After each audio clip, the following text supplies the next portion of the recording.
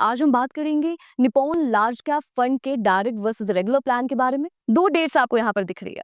पहली डेट है 2 जनवरी 2013 की और दूसरी डेट है हमारे सामने 6 जून 2025 की। वैसे में देख लेते हैं कि 2 जनवरी 2013 में रेगुलर और डायरेक्ट की एनएवी क्या थी इस फंड की।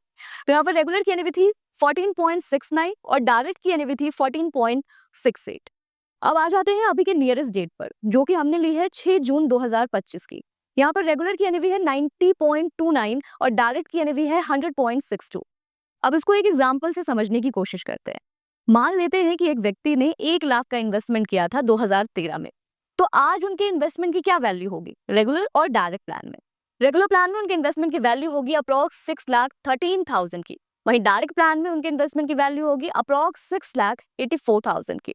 इन दोनों अमाउंट के बीच का जो डिफरेंस आ रहा है वो आ रहा है 70,681 रुपीज का। यानी कि 1 लाख के इन्वेस्टमेंट पर 12 साल में आप 70,000 का नुकसान कर रहे हैं। 1 लाख के इन्वेस्टमेंट पर 70,000 का नुकसान ही हो गया। लेकिन यहाँ पर भी कुछ लोगों को ये लग सकता है कि यहाँ पर 1 लाख के इन्वेस्टमेंट पर मैं इतने पैसे बना भी तो रहा हूँ, मैंने 1 लाख का 6 लाख बना लिया। वैसे में अगर मेरे 70,000 रुपए जा भी रहे हैं तो इससे मेरी लाइफ पर क्या इम्पैक्ट हो रहा है? मुझे मेरी लाइफ पर कोई खास इम्पैक्ट नहीं दिख रहा है। लेकिन यहाँ पर समझने वाली बात यह है कि यहाँ बस 1 लाख के इन्वेस्टमेंट की बात हो रही है। टाइम पीरियड भी बस 12 साल का है।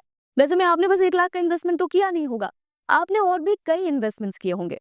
तो अपने दूसरे कैलकुलेटर से हम यही समझने की कोशिश करेंगे कि आप अपने इन्वेस्टमेंट्स पर हिडन कमीशन के कारण कितना नुकसान कर देते हैं।